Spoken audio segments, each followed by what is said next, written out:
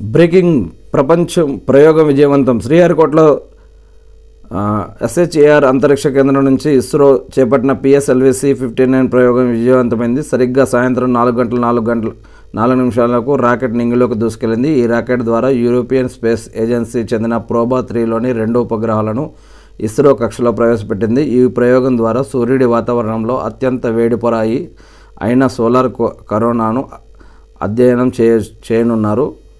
ప్రపంచంలోనే ఇదే మొదటిసారి. ఇస్రో ప్రవేశపెట్టిన ప్రోబా-3 మిషన్లో 2 ఉపగ్రహాలు కరోనాగ్రాఫ్,